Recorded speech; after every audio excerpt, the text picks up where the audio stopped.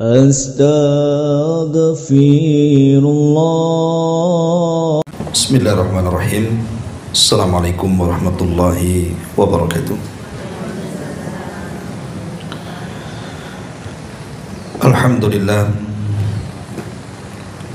Alhamdulillahilladzi anzalal furqana ala abdihi liyakuna lil alamina nadhira. Asyhadu an la ilaha illallah wahdahu rabbi la syarika lah wa asyhadu anna Muhammadan abduhu wa rasuluhu alladzi la nabiyya ba'da, amma ba'du. Kita lanjutkan kembali kajian tafsir singkat dari surah Al-Baqarah,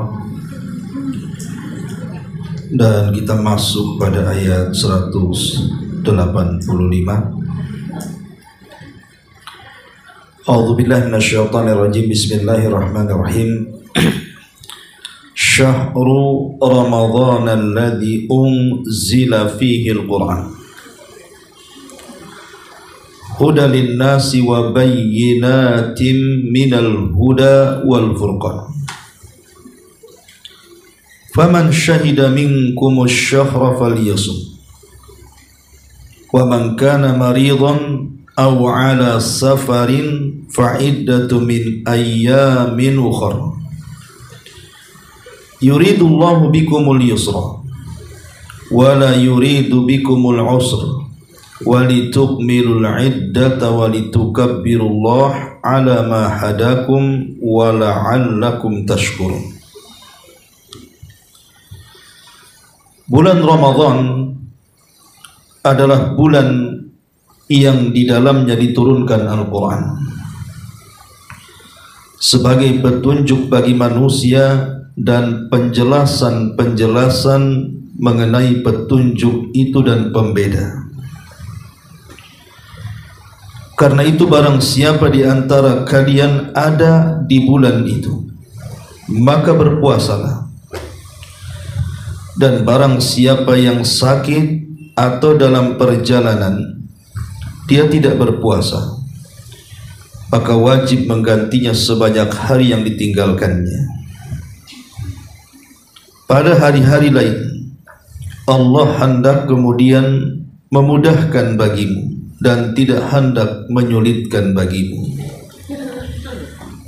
Maka hendaklah kamu mencukupkan bilangannya dan mengagungkan Allah atas petunjuknya yang telah diberikan kepadamu agar kamu bersyukur.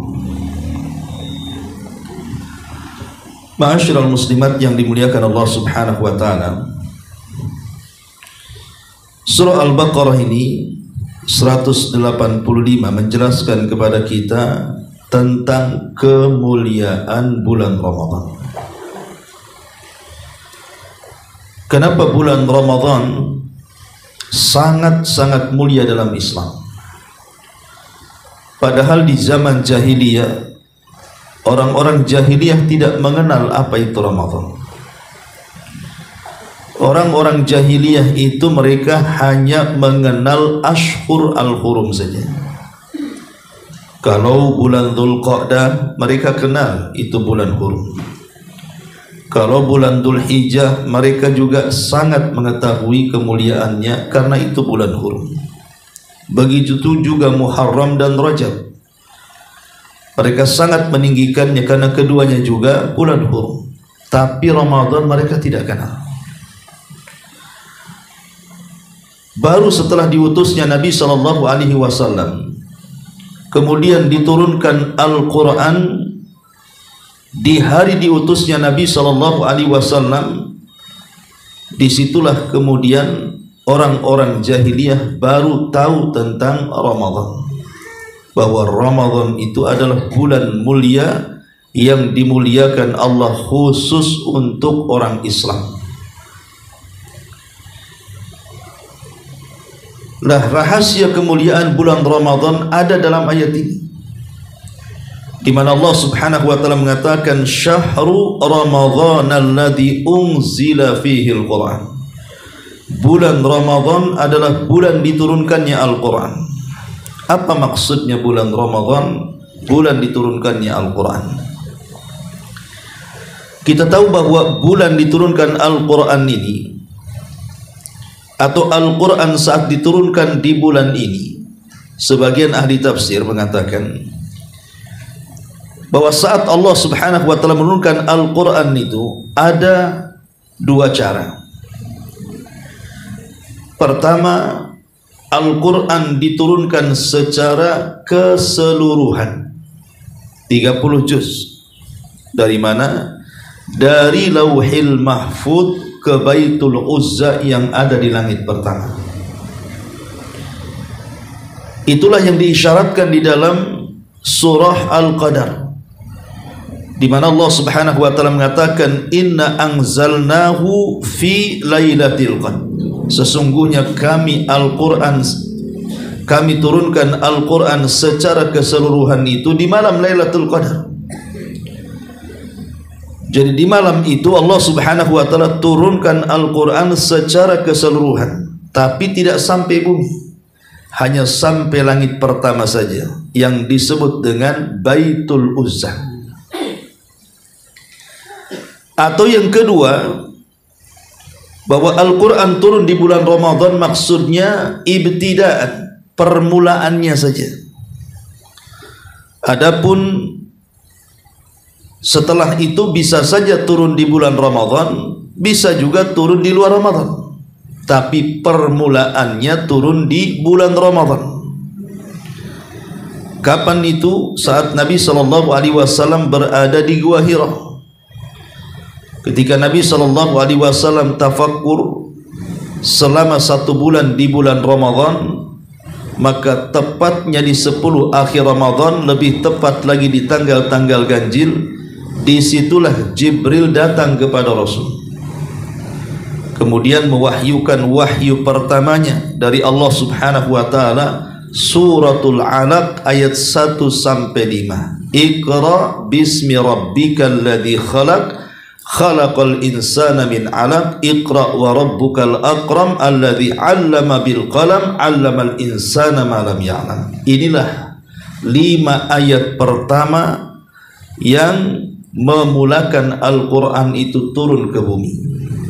Lah turunnya surah Al-Alaq ayat 1 sampai 5 yang menjadikan SK diangkatnya Rasul kita menjadi nabi itu terjadi di malam Lailatul Qadar dan di bulan Ramadan. Makanya di sini Allah mengatakan syahru Ramadhan alladzi unzila fihi al-Quran. Bulan Ramadan itu bulan diturunkannya Al-Quran. Lah ayat ini pula yang kemudian menjadikan bulan Ramadan diistilahkan dengan syahrul Quran, bulannya Al-Quran, bulan yang identik dengan Al-Quran. Makanya kalau kita melihat ulama salaf, apabila datang bulan Ramadan, maka fokus mereka terhadap Al-Quran. Sebut saja, dijelaskan Al-Aswad, kana Al-Aswad adalah Imam Aswad, yakhtimul Qur'ana fi Ramadan fi kulli lailatain. Dihatamkan Al-Quran itu setiap 2 malam 1 kali hatam. Ini contoh ulama salaf. Kemudian juga dijelaskan Atha ibn Sa'id bahwa ayahnya Aba Abdurrahman As-Sulami, dia mengatakan akhadnal Quran an qaumin akhbaruna annahum kanu idza ta'allamu 10 ayatin la yuzawijuhunna ila al-ashri al-akhir hatta ya'lamu ma fihinna. Katanya Atha ibn Sa'id, bapaknya Abu Abdurrahman As-Sulami, dia mengatakan kami para salafun saleh apabila mengambil Al-Quran dari sebuah kaum, maka mereka akan menghabarkan kepada kami bahwa mereka apabila mengambil 10 ayat saja dari Al-Quran, mereka tidak akan melebihi sampai mereka pelajari betul ayat-ayat itu. dan terkadang di antara kami menghabiskan selama Ramadan untuk belajar Quran. Kemudian juga dijelaskan oleh Imam A'mas bahwa sebagian para ulama di zamannya ada yang menghatamkan Al-Quran itu dalam 1 hari sekali, 2 hari sekali, ada yang 3 hari sekali. Seperti contohnya bahkan Imam Syafi'i, apabila datang bulan Ramadan maka dia berusaha untuk menghatamkan Al-Quran itu 60 khatmah, 60 kali hatam. Itu Imam Syafi'i, berarti sebulan itu bisa setiap harinya bisa 2 kali hatam, karena 60 kali hatam berarti malam sekali, siang sekali itu. Itu Imam Syafi'i rahimahullahu ta'ala. Dan banyak lagi para ulama salaf, mereka sangat-sangat memperhatikan tentang Quran apabila datang di bulan Ramadan. Sampai Imam Malik itu, kalau datang bulan Ramadan maka dia liburkan semua kajian, dia tutup buku-buku hadis, maka dia kemudian mengambil mushaf, padahal dia hafal Quran, tapi dia tetap membaca dari mushafnya. Itulah menunjukkan bagaimana para ulama salaf mereka memperhatikan bulan Ramadan dengan Al-Quran. Ya, karena Ramadan adalah syahrul Quran. Itulah yang menjadikan Ramadan kenapa sangat mulia di antara bulan-bulan yang lainnya, karena Quran turun di bulan itu. Dan kita tahu bahwa hikmahnya, ketika Al-Quran turun di bulan Ramadan, kemudian menjadikan mulia bulan Ramadan, bahkan menjadikan mulia malam turunnya Al-Quran di bulan Ramadan, karena Al-Quran itu memang memuliakan segalanya. Sering saya contohkan, ketika Al-Quran turun lewat Jibril, maka Jibril menjadi pemimpinnya para malaikat. Ketika Al-Quran turun kepada Nabi SAW, maka Rasul kita Muhammad SAW menjadi pemimpin para Nabi dan Rasul. Ketika Al-Quran turun di bulan Ramadan, maka Ramadan menjadi pemimpinnya bulan-bulan. Ketika Al-Quran turun di malam Lailatul Qadar, maka malam itu menjadi malam termulia dari seluruh malam dalam setahun. Ketika Al-Quran kemudian turun di Mekah, maka Mekah menjadi tempat yang paling mulia satu dunia. Ketika Al-Quran turun di kota Madinah, maka Madinah menjadi kota kedua terbaik setelah Mekah. Ketika Al-Quran kemudian turun kepada umat Islam dan tidak diturunkan kepada umat-umat sebelum Islam, maka umat Islam menjadi umat terbaik yang difirmankan Allah, kuntum khaira ummah, kalian adalah sebaik-baik umat. Ketika Al-Quran menjadi dasar utama agama Islam, maka tidak ada agama yang lebih mulia dibandingkan Islam, karena Allah yang mengatakan inna dina indallahil Islam, sesungguhnya agama yang paling diridhai Allah Subhanahu wa ta'ala adalah agama Islam. Dari sini kita tahu bahwa kalau Jibril menjadi mulia karena Quran, Nabi kita menjadi mulia karena Quran, kemudian Ramadan menjadi mulia karena diturunkan Al-Quran, malam Lailatul Qadar menjadi mulia karena diturunkan Quran, bahkan umat Islam menjadi mulia karena Al-Quran, begitu juga agama Islam termasuk Mekah dan Madinah. Bagaimana kalau seandainya Al-Quran itu terdapat di dada-dada kita semuanya, senantiasa kita baca, kita resapi, kita amalkan, maka Nabi SAW mengatakan, khairukum man ta'allamal Qur'ana wa 'allamahu, sebaik-baik kalian adalah orang yang belajar Al-Quran dan berusaha mengajarkan Al-Quran. Kita akan menjadi manusia dan pribadi baik dengan Al-Quran itu, karena logikanya seperti ini. Kalau seandainya ada kertas saja, atau mungkin semacam papan kalau di zaman dulu, semacam triplek, kemudian dituliskan ayat-ayat suci Al-Quran di situ. Itu saja bisa mengangkat kertas, bisa mengangkat triplek atau papan yang bertuliskan Al-Quran. Dengan sendirinya mereka akan dimuliakan. Coba saja kalau seandainya ada kertas Al-Quran yang tercecer, siapa yang berani menginjak? Coba, tidak ada yang berani menginjak.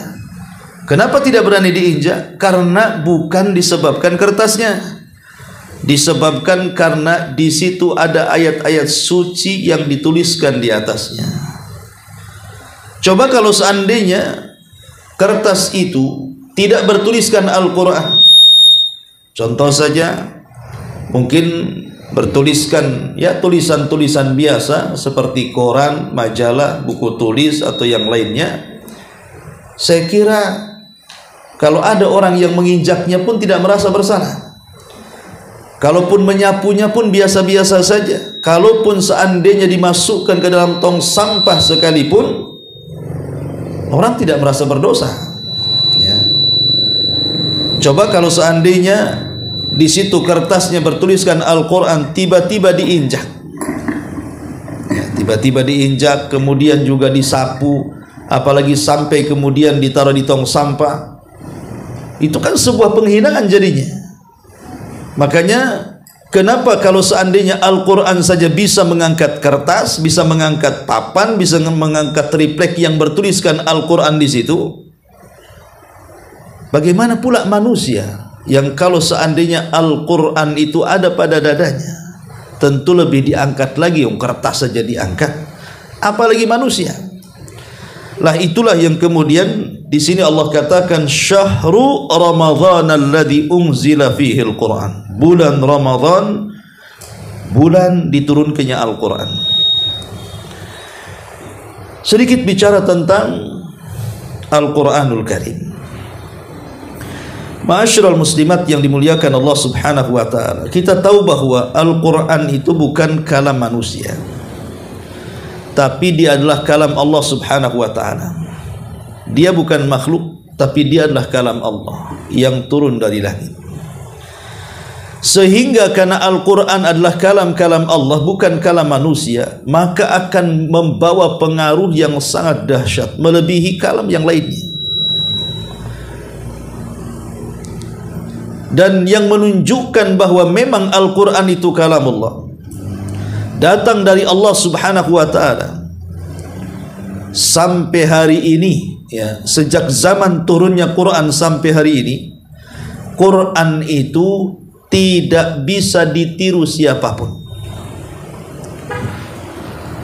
Mungkin bisa Ustadz, karena tidak ada yang mencoba. Sudah banyak yang mencoba. Di zaman Nabi SAW saja sudah ada yang mencoba membuat semisal Quran, seperti yang dilakukan oleh siapa? Oleh Musailamah Al-Kadzab, si nabi palsu. Itu sudah berusaha untuk membuat semacam syair-syair yang kemudian dijadikan tandingan dengan kalimat-kalimat Al-Quran. Tapi yang namanya syair buatan manusia, sementara Quran adalah kalam Allah, maka jauh panggang dari api, tidak akan sama. Boleh jadi redaksi mirip, tetapi isi kandungan akan berbeda jauh. Seperti yang diucapkan oleh Musailamah Al-Kadzab. Dia membuat ayat al-filu wa ma adraka mal filu lahu khurtumun tawilun wa lahu zailun. Dia mengatakan al-fil wa ma adraka mal fil, katanya. Gajah, tahukah kamu gajah?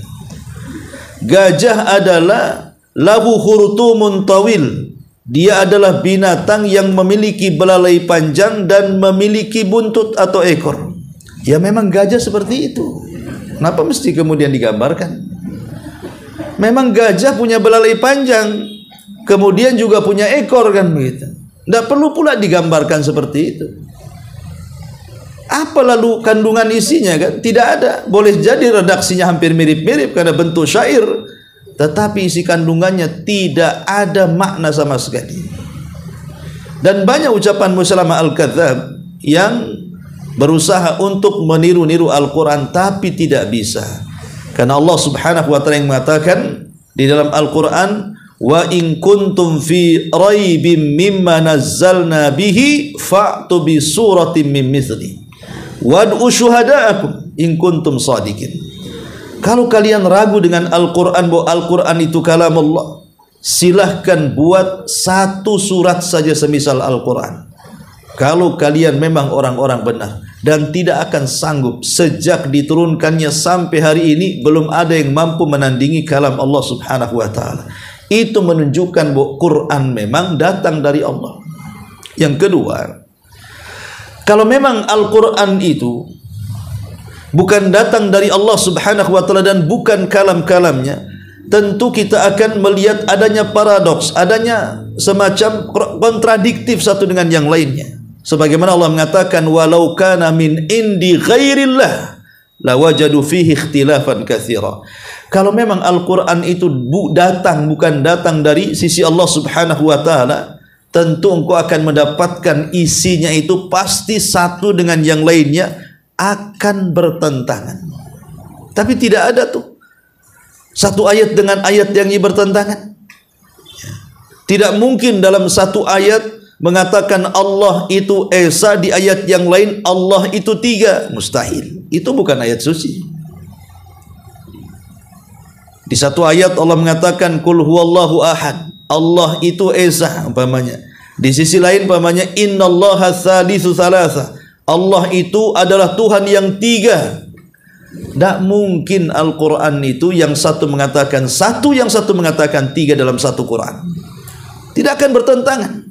Kalau sudah seperti itu bertentangan, berarti kalau ada pertentangan bukan kalam Allah, karena kalam Allah itu tidak akan bertentangan. Kemudian yang ketiga yang menunjukkan Al-Quran itu dia adalah kalam Allah, datang dari Allah Subhanahu wa ta'ala, maka perintah-perintahnya juga disesuaikan dengan kebiasaan dan fitrah manusia. Tidak mungkin perintah-perintah dalam Quran itu keluar daripada fitrah manusia, mustahil. Contoh umpamanya, fitrah manusia itu di mana laki-laki suka dengan perempuan. Makanya Quran menganjurkan untuk menikah, karena tahu bahwa laki-laki suka dengan perempuan. Karena itu fitrah. Yang tidak fitrah itu kalau laki-laki suka laki-laki, LGBT itu bukan fitrah. Makanya Quran tidak memerintahkannya, justru melarangnya, bahkan menceritakan azabnya kaum Lut. Menunjukkan bahwa Quran itu turun sesuai dengan fitrah dan sesuai dengan kemampuan. Quran itu perintahnya sesuai dengan kemampuan, karena Allah itu menghendaki kemudahan, tidak dengan kesulitan. Lah, rangkuman ini semua menunjukkan bahwa memang Quran itu adalah kalam Allah sampai sekarang.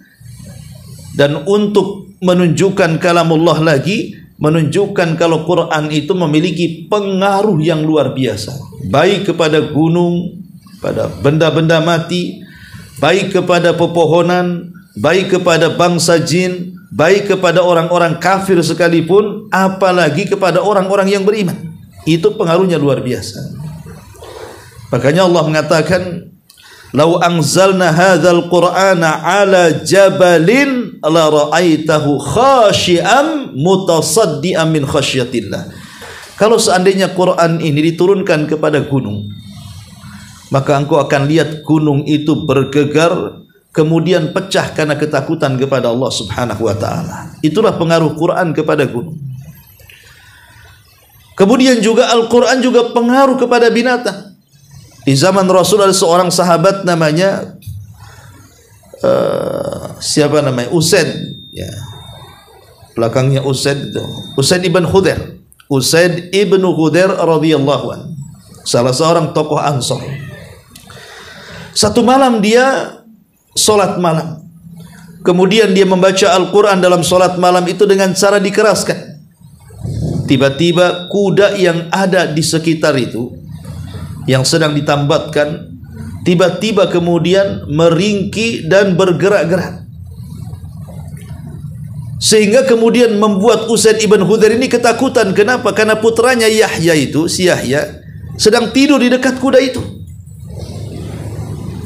Makanya dia coba menghentikan bacaannya, maka kuda itu juga terhenti. Ketika dia melanjutkan bacaannya, dia bergerak lagi sambil meringki. Akhirnya karena ketakutan dengan putranya Yahya, dia pun menyelesaikan solatnya. Menunjukkan bahwa binatang juga terpengaruh dengan bacaan Al-Quran. Ataupun ketika Nabi SAW pulang dari Taif, kemudian mampir di kebun kurma milik Mughirah karena tidak bisa masuk Mekah, maka di waktu fajar Nabi SAW kemudian salat fajar. Disitulah datang 7-8 rombongan jin dari Nawasib Yaman, tiba-tiba mendengar bacaan Qur'annya Nabi. Ajaibnya adalah sekali dengar mereka pun beriman. Dan sejak itulah dari 7 atau 8 jin Nawasib ini, mereka pun pulang ke kaumnya dan mendakwakan Islam. Dengan sebab mereka seluruh ataupun banyak bangsa jin, ribuan bangsa jin masuk ke dalam Islam. Lihat, Quran itu memiliki pengaruh kepada bangsa jin, ya. Lah kalau seandainya Al-Quran itu mempengaruhi benda-benda mati, kemudian mempengaruhi binatang-binatang, mempengaruhi alam-alam jin, ya seandainya Quran itu dibacakan kepada manusia, tentunya punya pengaruh. Betapa banyak di zaman Nabi SAW para pembesar Quraisy itu penasaran dengan bacaan Quran. Padahal mereka itu sangat membenci Rasul di siang hari, tapi merindukan Al-Quran di malam hari. Sampai Abu Jahal, kemudian Abi Sufyan, kemudian Umayyah, dan beberapa tokoh Quraisy itu mereka kalau malam tanpa koordinasi satu dengan yang lainnya mencari keberadaan Rasul yang sedang sholat. Kemudian mereka sembunyi sambil mendengarkan bacaan Quran yang dibaca Nabi. Dan itu setiap malam. Sehingga ada kerinduan mereka dengan bacaan itu, terpengaruh mereka. Sampai satu malam Nabi tidak datang. Akhirnya mereka kecewa, kemudian pulang. Saat pulang itulah tiba-tiba Abu Jahal menemukan Abi Sufyan juga ada di situ. Abi Sufyan menemukan Umayyah juga ada di situ. Akhirnya mereka saling menyalahkan satu dengan yang lainnya dan berakhir dengan kesepakatan untuk tidak lagi mengikuti Nabi. Tapi namanya Quran itu seperti besi berani. Besoknya Rasul hadir lagi sholat, mereka datang lagi tanpa koordinasi. Asik seperti itu saja. Sampai akhirnya kemudian Abu Jahal ini berdialog dengan kawannya, kemudian bertanya soal Al-Quran yang diturunkan kepada Nabi SAW. Abu Jahal dengan jujur dia mengatakan, aku tidak pernah mendengar dari lisan Muhammad sejak kecil sampai dia dewasa seperti ini kecuali kejujuran. Akhirnya ditawarkan, kenapa kau tidak mengikuti agama dia? Maka Abu Jahal mengatakan, itu yang jadi masalahnya. Karena antara satu suku dengan suku yang lainnya itu bersaing di tengah-tengah Quraisy, termasuk sukunya Abu Jahal. Kalau tiba-tiba kemudian Bani Hashim mengatakan kami punya nabi, engkau tidak punya nabi, diletakkan di mana muka saya? Makanya saya ingkari selamanya tentang kenabian itu supaya kabilah kami dengan mereka setara, katanya. Jadi yang menghalangi Abu Jahal untuk tidak mengikuti Quran dan masuk Islam itu karena hasad dan kesombongan. Nah, itu menunjukkan bahwa Quran itu juga punya pengaruh yang luar biasa kepada orang-orang kafir. Atau lihat orang-orang barat sana. Saya sering membaca artikel, banyak orang-orang barat itu tidak pernah tahu Quran dan tidak pun bisa bahasa Arab, tapi banyak di antara mereka ketika mendengar lantunan ayat-ayat Al-Quran tiba-tiba tergerak dan ingin masuk Islam. Hanya mendengar bacaannya saja. Sudah banyak orang-orang yang kafir di masa sekarang masuk Islam hanya gara-gara mendengar lantunan Quran. Ya, karena Quran itu memiliki ta'thir, pengaruh yang sangat kuat kepada dada manusia. Yang mengherankan adalah, kalau seandainya Quran itu memiliki pengaruh yang luar biasa, kenapa kita umat Islam ada di sebagian atau sebagian saudara kita saat membaca Quran atau mendengarkan Quran itu kok tidak ada pengaruh. Malah kalau dia dengar musik malah pengaruhnya nampak. Yang tadinya kaki tidak bergerak jadi bergerak dengar musik itu kan. Yang tadinya lisan pula diam saja ngikut pula lah dia. Yang tadinya pun diam tiba-tiba sedih. Oh, rupanya sama nih musik nih dengan sejarah hidup saya kan. Ada orang yang kemudian terpengaruh loh. Saya masih kecil-kecil dulu itu, ada tetangga itu kalau tidak mendengar musik kitaro nggak bisa tidur itu. Kitaro tahu Bu ya? Oh, instrumen kitaro dari Jepang. Itu kalau nggak nyetel itu nggak tidur, nggak bisa tidur katanya.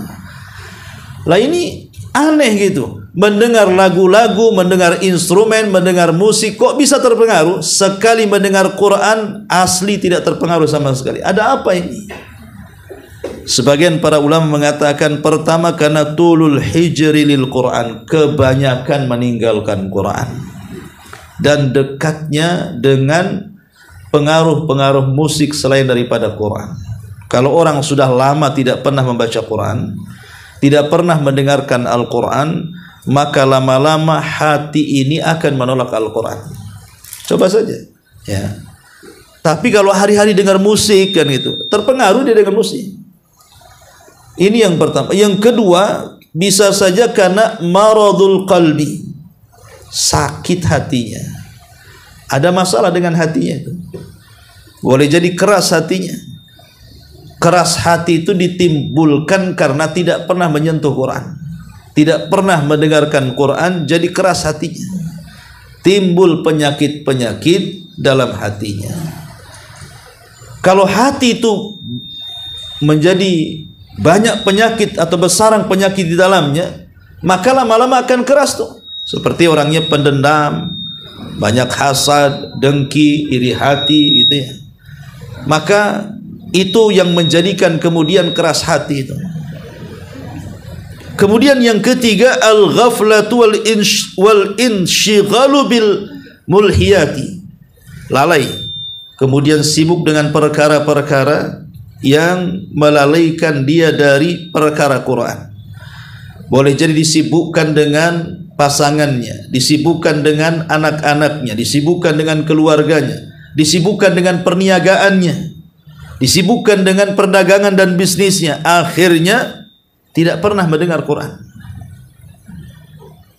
Kemudian dijauhkan dari Al-Quran. Keempat, adamul ihtimami bitafsir. Boleh jadi dia membaca Quran tetapi tidak paham isinya. Makanya pentingnya belajar tafsir Al-Quran itu supaya paham apa yang dibacanya. Kalau kita paham dengan yang dibaca kita, minimal paham artinya lah, walaupun tidak sampai kemudian ke tafsirnya, itu sudah bisa menjadikan kita khusyuk di dalam membaca atau mendengarkannya.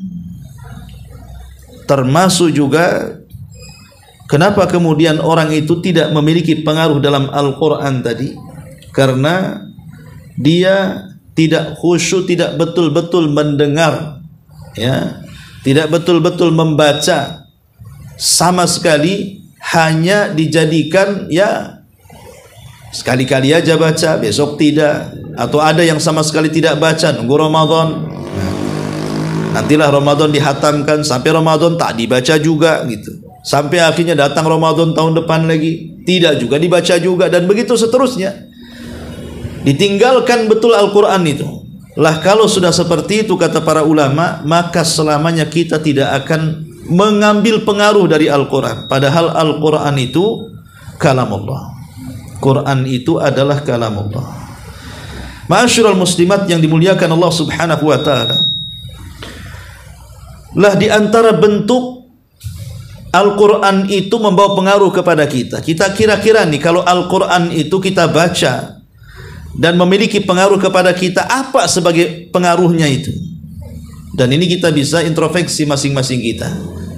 Apakah kita terdapat pengaruh-pengaruh ini? Kalau ibu terpengaruh dengan pengaruh-pengaruh ini, berarti ibu ketika baca Quran memang Quran itu berpengaruh.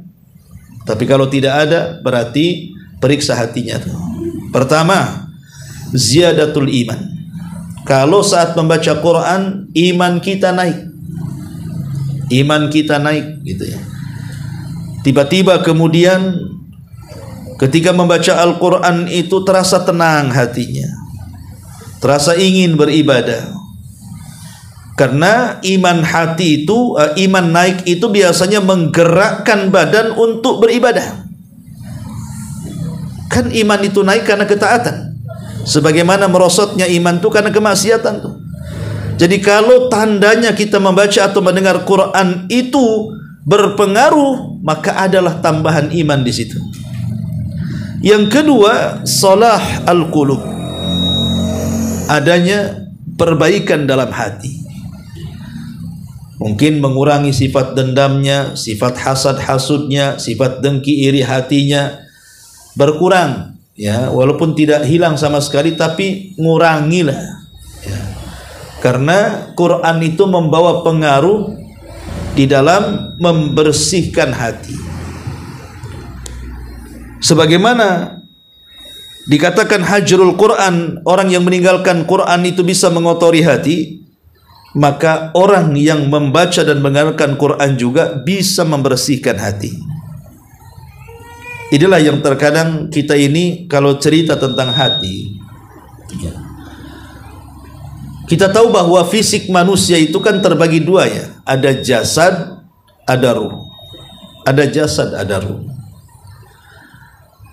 Jasad ini kalau dalam bahasa Islam itu sama dengan amalan. Ruh itu itulah yang disebut dengan keikhlasan, ya, kebersihan hati. Kalau jasad tanpa ruh itu sama dengan jasad mati. Begitu juga amalan kalau tanpa adanya keikhlasan dan kejernihan hati, itu amalan sia-sia saja.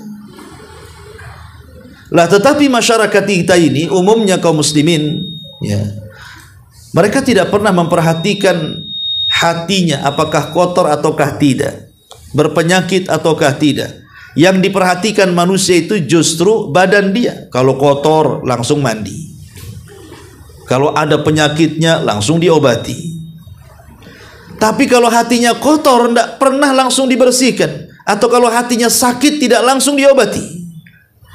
Padahal setinggi-tingginya penyakit badan itu paling tinggi kematian, paling tinggi meninggalkan dunia saja. Ada orang kemudian mati karena kanker, ya selesai dunianya, ya. Ada orang mati karena tumor, selesai dunia dia, hanya sebatas dunia saja. Tapi kalau mati meninggalkan penyakit hati, itu urusannya bukan dunia saja, urusannya sampai ke akhirat. Makanya sering saya katakan di akhirat itu Allah tidak akan tanya penyakit badan, yang Allah tanya itu penyakit hati. Kalau ada orang masuk neraka, kenapa kau masuk neraka? Gara-gara tumor, gara-gara kanker? Enggak ada. Allah tidak bertanya soal penyakit, karena kanker itu tidak menjadikan kita masuk neraka. Tumor itu tidak bisa menjadikan kita masuk neraka. Darah tinggi, stroke itu tidak menjadikan kita masuk neraka. Yang menjadikan kita masuk neraka itu penyakit hati. Tapi subhanallah, kalau di dunia ada orang memiliki penyakit badan, orang tidak tahu. Nampak sehat badannya, rupanya ada kankernya. Nampak sehat badannya, rupanya ada tumornya. Tetapi penyakit hati ini walaupun letaknya di hati, itu bisa tampak pula oleh manusia. Si anu sombong katanya. Kok tahu? Pokoknya tahulah. Orang-orang pun bilang sombong dia. Padahal di hati itu, ya. Si anu itu nggak tahu itu hasadnya betul, ya. Kok nggak tahu? Tahulah semua orang tuh penghasad orang itu. Ya. Penyakit hati itu bisa tampak loh, ya. Tapi penyakit badan tidak bisa tampak, kecuali kalau dia ngomong, maaf nih saya baru periksa, saya kena ini, kena itu, gitu ya. Bahkan orang yang memiliki penyakit itu saja kadang tidak tahu kalau tidak diperiksa dokter itu. Tapi penyakit hati bisa tampak loh, ya. Bisa nampak dari perbuatannya, dari mukanya, dari kata-katanya. Ya. Lah, kembali kepada Al-Quran di sini, lah Al-Quran itu bisa membersihkan penyakit-penyakit hati itu.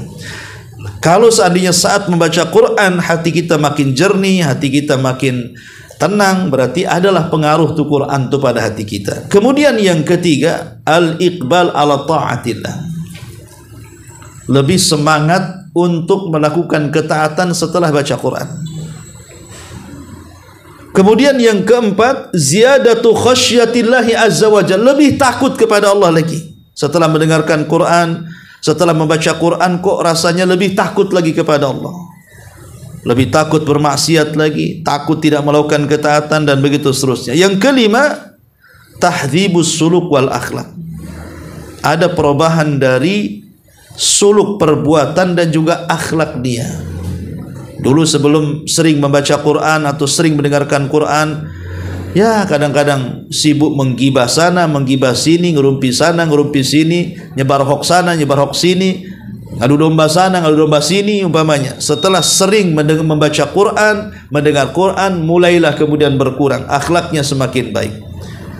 Ataupun yang terakhir, kata Hasan Al-Basri rahimahullahu ta'ala, pengaruh Al-Quran itu adalah dibawa kepada pengaruh jasad, seperti nampak bercahaya wajahnya, nampak bersih, nampak semangat hidupnya. Lah inilah pengaruh-pengaruh Quran. Kalau seandainya 6 perkara ini belum dirasakan saat kita membaca atau saat kita ini mendengar Quran, ketahuilah bahwa Quran itu belum punya pengaruh. Berarti ada masalah tadi. Hatinya ada masalah, boleh jadi banyak maksiat, ya, dan begitu seterusnya. Ma'asyiral muslimat yang dimuliakan Allah Azza wa Jalla. Taib, ini sedikit tambahan tentang Al-Quran. Kembali kepada ayat, Syahru Ramadhan alladhi unzila fihi Al-Quran huda linnasi wa bayyinatin minal huda wal furqan. Bahwa Al-Quran itu diturunkan sebagai petunjuk bagi manusia, dan penjelasan-penjelasan mengenai petunjuk itu dan pembeda, maksudnya antara yang hak dengan yang batin. Jadi Al-Quran itu turun bukan hanya serta-merta turun begitu saja, tidak ada maksudnya, ada tujuannya. Apa itu? Sebagai hudan, petunjuk, dan sebagai furqan, pembeda. Karena Quranlah kita akhirnya mengenal mana yang hak, mana yang batil.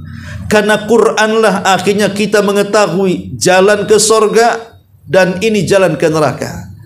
Karena Quranlah akhirnya kita mengenal bagaimana cara menyembah Allah yang sesungguhnya. Karena kalau kita melihat misi Al-Quran secara global, pertama, Quran itu misinya dalam rangka menegakkan tauhid. Jadi kenapa Quran diturunkan? Karena kalimat la ilaha illallah, itulah Quran diturunkan. Jadi misi pertama Al-Quran itu mentauhidkan manusia kepada Allah subhanahu wa ta'ala, agar mereka tidak menyekutukan Allah dengan yang lainnya. Turun Quran membimbing mereka, menanamkan akidah dan nilai-nilai iman supaya mereka tidak menyembah kepada selain Allah subhanahu wa ta'ala. Makanya surat pertama adalah surah Al-Fatihah. Dan surah Al-Fatihah di 3 ayat pertama bicara tentang 3 tauhid. Tauhid rububiyah, tauhid uluhiyah, dan tauhid al-asma dan sifat. Alhamdulillahi rabbil alamin, Rabb maksudnya rububiyah, lillahi maksudnya uluhiyah, ya. Ar-Rahman Ar-Rahim maksudnya asma dan sifat. Dan itu terdapat di permulaan surat dalam Quran, surah Fatihah. Dengan dimulakannya dengan surah Al-Fatihah, dan dalam surah Al-Fatihah dimulakan dengan 3 tauhid, menunjukkan bahwa misi utama dan pertama Quran itu diturunkan untuk menanamkan nilai-nilai tauhid. Lihat orang-orang jahiliyah, sebelum turunnya Al-Quran, agama apa yang mereka pakai? Agama berhala, kan? Menyembah Lata, Uzza, Manat, Hubal, Saif, Nailah, dan yang semacamnya. Tapi setelah turunnya Quran kepada Rasul, kemudian menyebarlah ajaran Islam di tengah-tengah mereka, mulailah kemudian terjadi pemberantasan dalam Fathu Mekah. Dihancurkanlah berhala-berhala itu. Karena inti tujuan Quran itu mengembalikan peribadatan kepada hamba menjadi peribadatan kepada Allah pencipta hamba. Tapi masalahnya di zaman sekarang mungkin susah kita dapati orang mau kembali menyembah Lata, Uzza, Manat, Hubal, apalagi dia sudah Islam kan. Tapi bukan berarti kesyirikan itu hilang begitu saja, tidak, malah diganti. Ya, Uzzanya jadi cincin. Semenjak aku pakai cincin ini, usaha saya lancar. Semenjak saya pakai cincin ini, bukan anak gadis saja yang melirik saya, nenek-nenek pun lemas melihat saya. Ini kan Uzzanya jadi cincin jadinya. Ya. Akhirnya kembali jadi jimat sekarang ini. Oh, semenjak saya punya raja nih, ditempelkan di warung yang biasa penghasilannya 100, sejuta ini dapatnya. Itu kan jimat lagi, akhirnya lari ke situ. Dulu saya nggak kenal dukun anu tuh. Setelah kenal dukun anu, melejit pangkat saya. Nah, ini dukun akhirnya. Lah memang Lata Uzzanya sudah nggak ada. Tapi tadi ganti dengan cincin jimat, raja-raja, dukun ini, dukun itu, tangkal ini, tangkal itu. Lah itu sama juga gitu. Berarti dia harus kembali kepada Quran supaya memantapkan tauhidnya kembali. Kemudian yang kedua, misi Quran itu adalah mengikat persaudaraan. Makanya Allah mengatakan,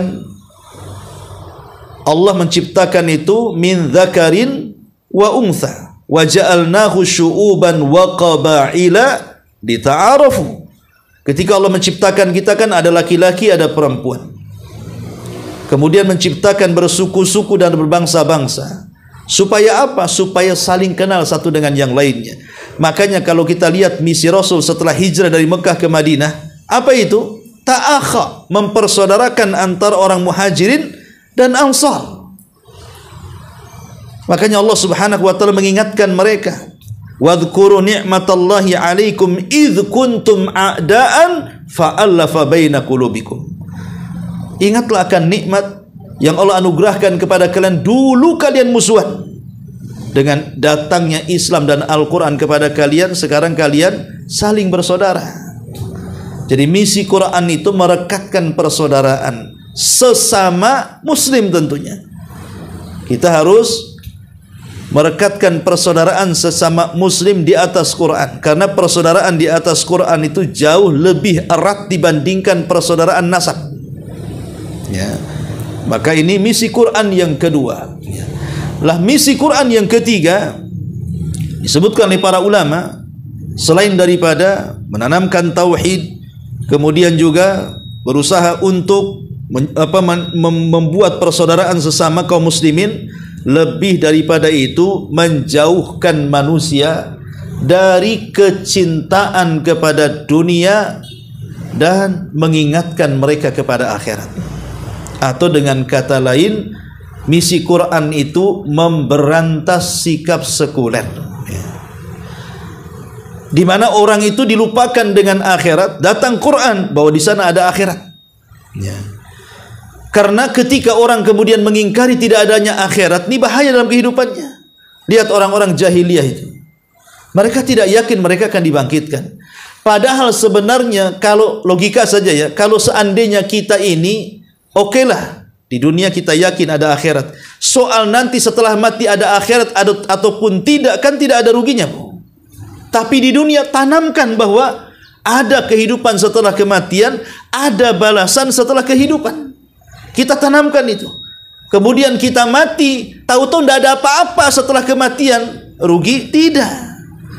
Tapi orang-orang yang mengingkari adanya kehidupan setelah kematian, adanya balasan setelah kehidupan, kemudian dia berzina, kemudian dia minum khamar, kemudian dia maksiat, kemudian dia mati, tahu-tahu ada pula kehidupan itu. Tahu-tahu ada balasan, coba mau kemana larinya dia? Ya.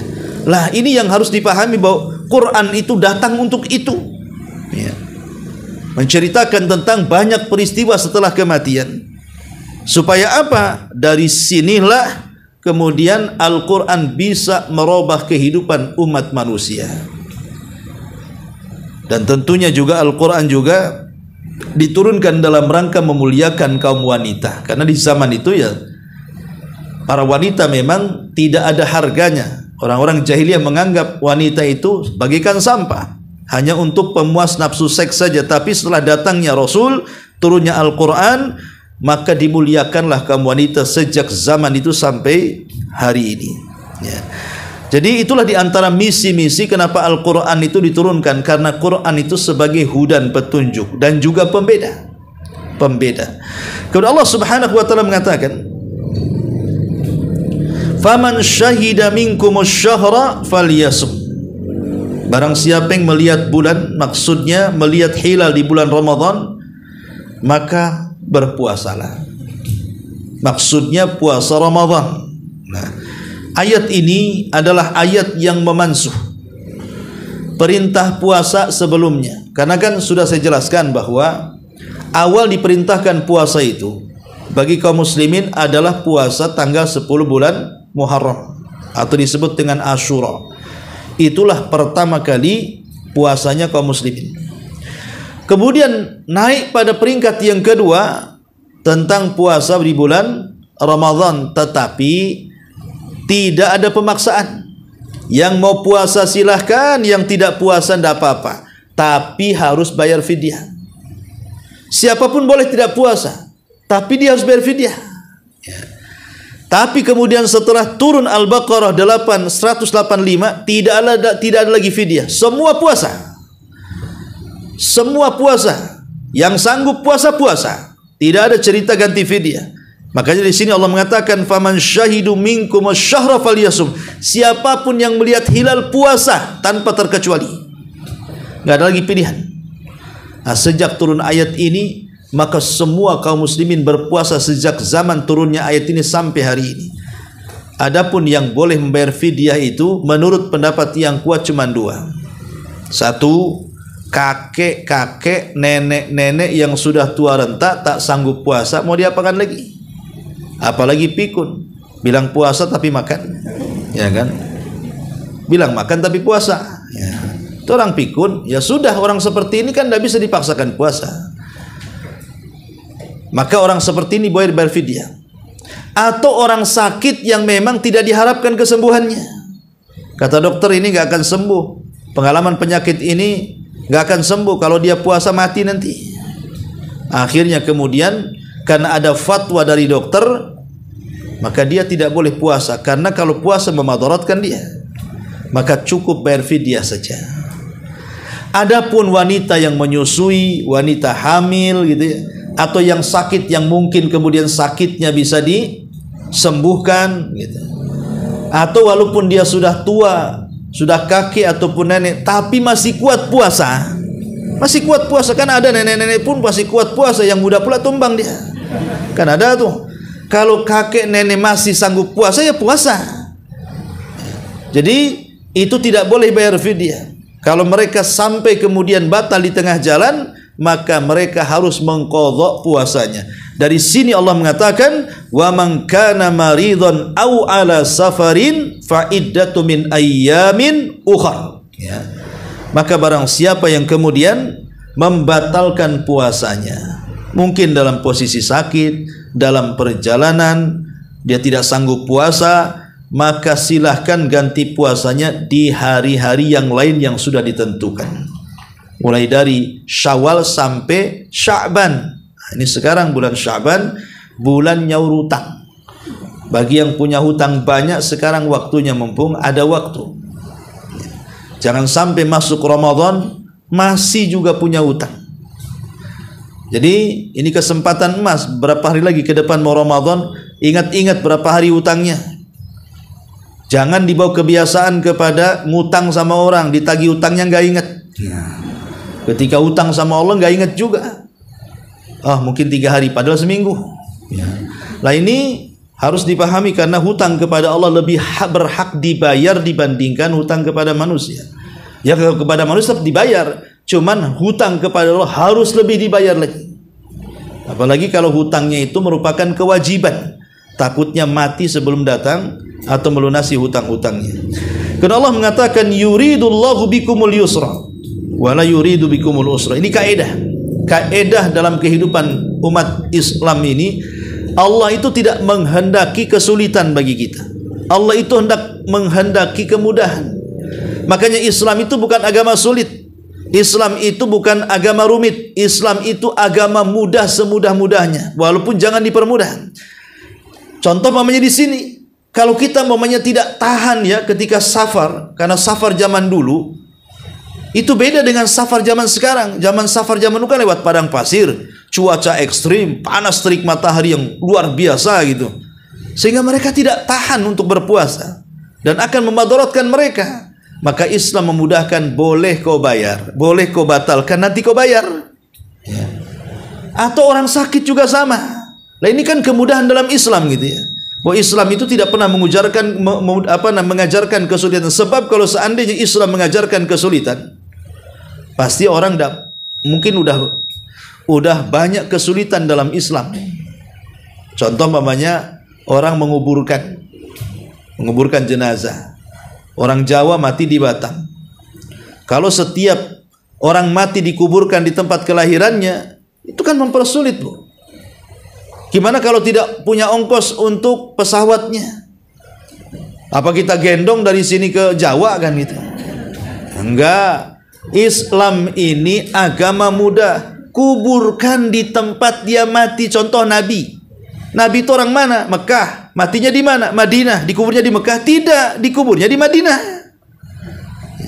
Orang sekarang tidak, kadang-kadang saking mungkin cintanya atau apa kan, kalau bisa dikuburkan di sana di tempat kelahirannya, nggak ngaruh ya. Bukan ibrah kematian itu di mana kau dikuburkan, tapi ibrah kematian itu macam mana saat kematian. Husnul khotimah kah, su'ul khotimah kah, itu ibrah daripada kematian itu. Tapi intinya bahwa Allah menghendaki kemudahan, tidak menghendaki kesukaran, dan itu kaidah dalam Islam. Walitukmilul iddata walitukabbirullaha ala ma hadakum wa la'allakum tashkurun. Dan Allah tutup ayatnya di sini, hendaklah kalian menyempurnakan bilangan. Saat kita puasa Ramadan, sempurnakan bilangan Ramadannya. Ya terkadang 29 hari, terkadang 30 hari, tergantung melihat bulan dan tidaknya. Kalau terlihat bulan biasanya Ramadan 29 hari. Tapi kalau tidak terlihat bulan biasanya 30 hari, ya kan? Karena memang bilangan tanggal Hijriah itu tidak mungkin lebih daripada 30. Kalau Masehi ya ada 31 tanggal itu ya. Kalau Islam tidak ada. Islam itu paling banyak 30. Dan selain itu 29. 29 kalau terlihat hilal, kalau tidak terlihat hilal 30. Begitu kaidahnya. Sebagaimana Rasul mengatakan, fa in ghumma alaikum faqduru 30 yauman. Kalau langit terhalang mendung di tanggal 29, maka sempurnakan 30 hari. Ya. Kemudian Allah tutup, walitukabbirullaha ala ma hadakum wa la'allakum tashkurun. Maka setelah tahu bagaimana Ramadan itu bulan yang sangat mulia, diturunkan Al-Quran dan macam-macam kemuliaan Ramadan itu, maka bertakbirlah di malam Idul Fitri. Gemakan takbir. Ya, takbir mulai dari terbenam matahari sampai kemudian di pagi hari imam naik mimbar. Itu dianjurkan takbir walaupun seafdal-afdalnya saat setelah fajar sampai ke lapangan, kemudian salat Id dan khatib naik mimbar. Maka berhentilah takbir di sini. Kecuali Idul Adha. Ada tambahan takbir muqayyad setelah salat wajib selama hari tasyrik, ya.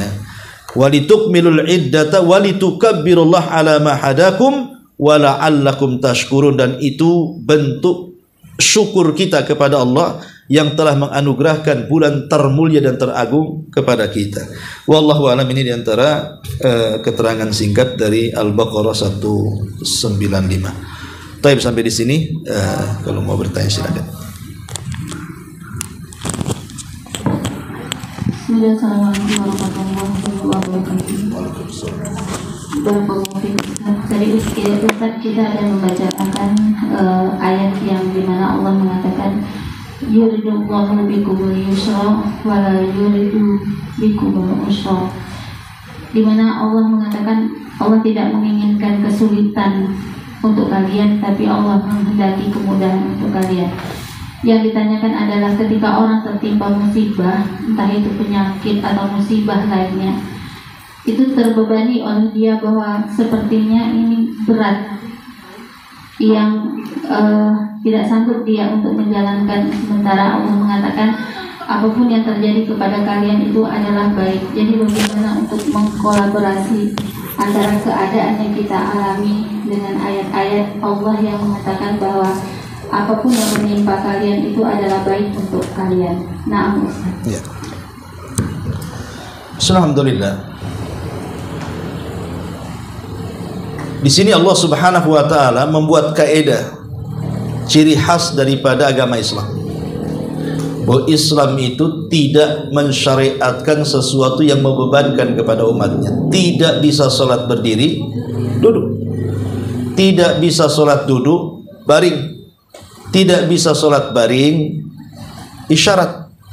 Tidak bisa isyarat, hayalkan.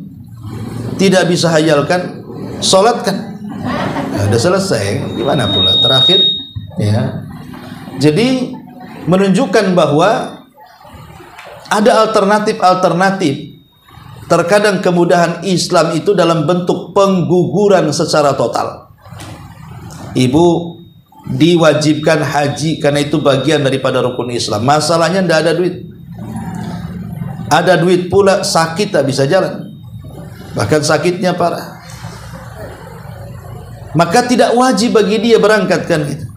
Makanya saya lihat ada orang yang nekat kadang-kadang haji ke Mekah jalan kaki itu ngapain gitu.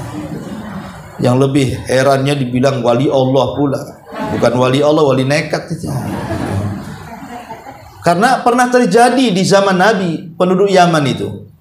Mereka hendak haji. Kemudian mereka bertawakal kepada Allah. Kan kita melaksanakan haji, pasti siapa yang haji Allah akan lindungi dalam perjalanannya. Mereka nggak bawa bekal sama sekali.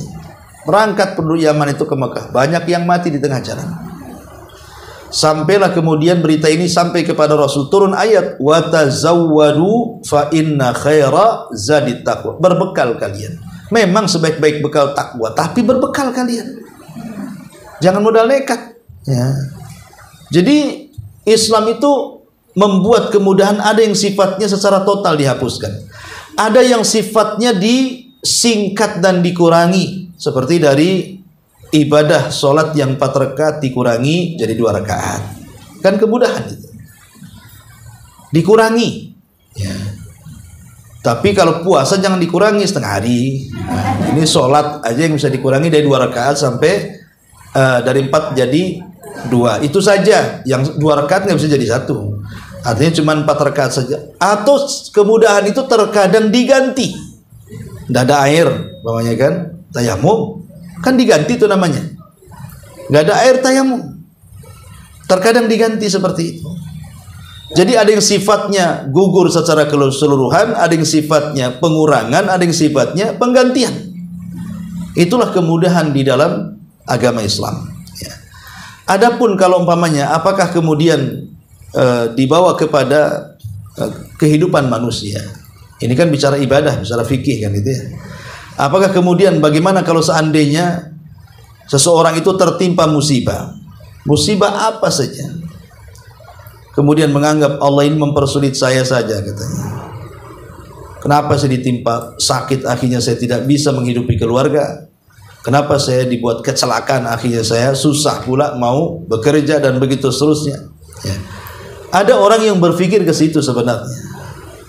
Tapi bagi dia yang mungkin imannya kurang, imannya tipis, akidahnya kropos, ya memang dia akan menganggap bahwa seolah-olah Allah mempersulit hidupnya. Terkadang dia tidak lupa bahwa di sana itu ada hikmah Rabbani. Hikmah Rabbani yang tidak diketahui kecuali Allah Subhanahu wa ta'ala dan akan diketahui hambanya setelah terjadi. Itu namanya hikmah Rabbani.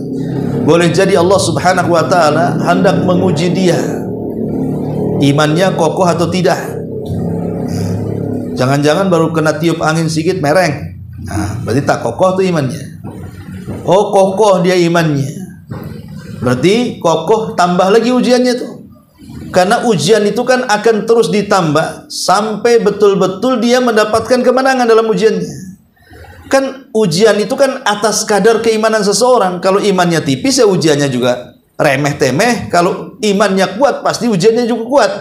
Tetapi yakinlah bahwa ketika Allah Subhanahu wa taala memberikan ujian itu tidak mungkin di luar batas kemampuan manusia, sama dengan ketika Allah merintahkan ibadah tidak mungkin berlebihan, karena tidak ada ceritanya orang puasa mati.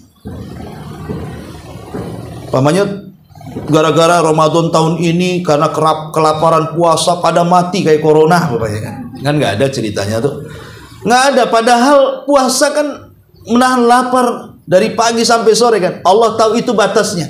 Makanya kenapa puasa wisol dilarang, karena manusia tidak akan mampu. Puasa wisol itu maksudnya sahur dan bukanya sama, di situ buka di situ sahur, itu namanya wisol namanya. Jadi puasa nyambung.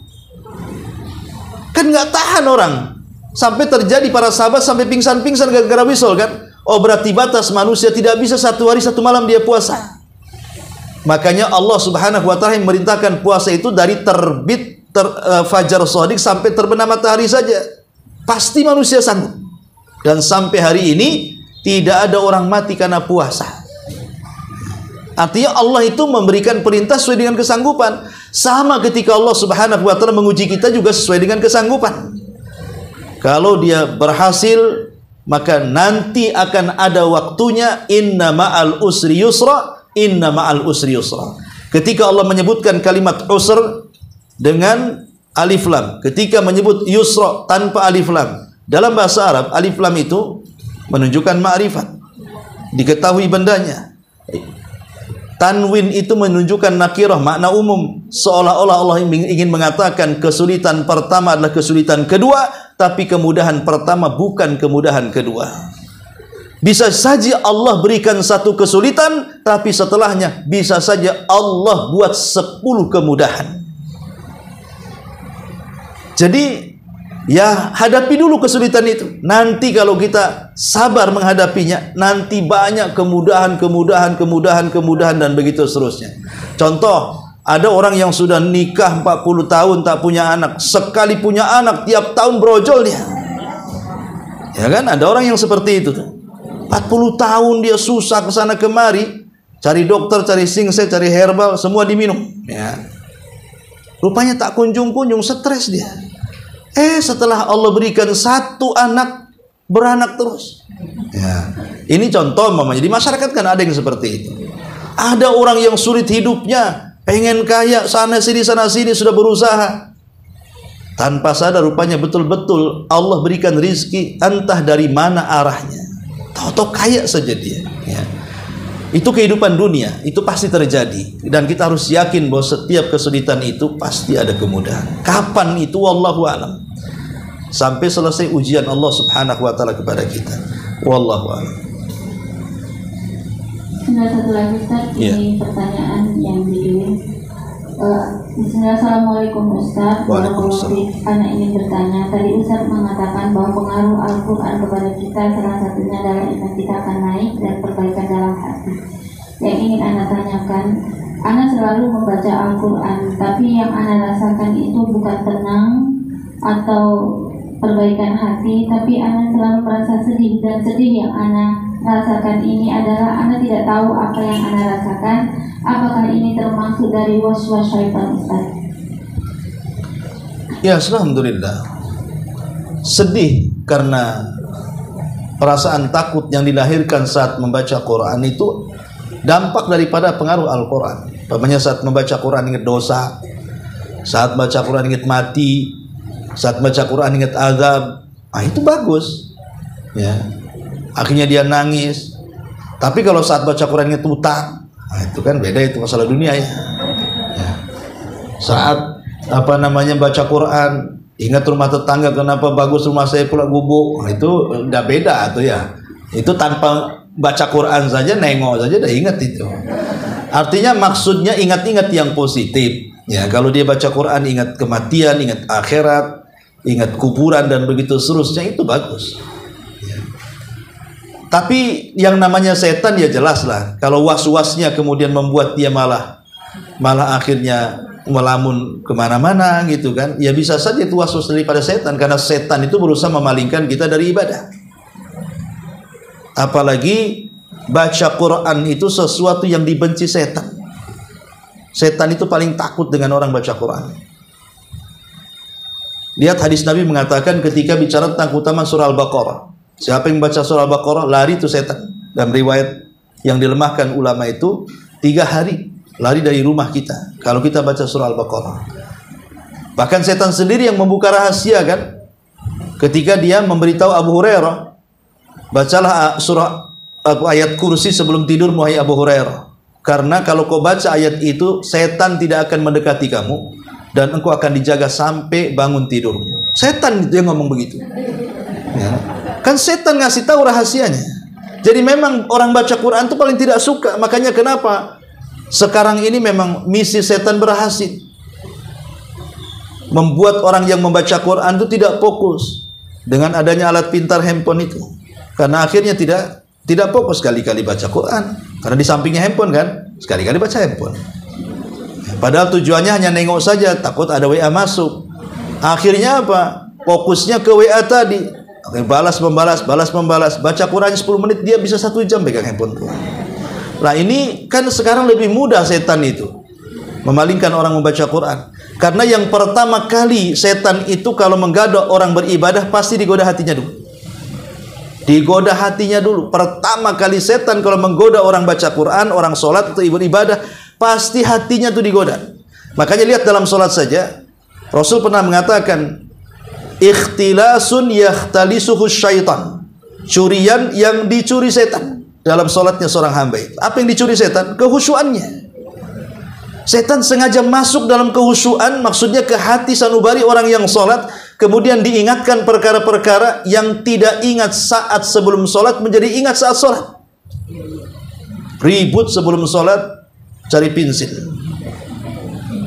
Cari nih di mana pensil ini. Ya. Gak ketemu. Nantilah habis sholat aja dicari lagi. Ketika sholat setan datang, pensil di atas lemari loh.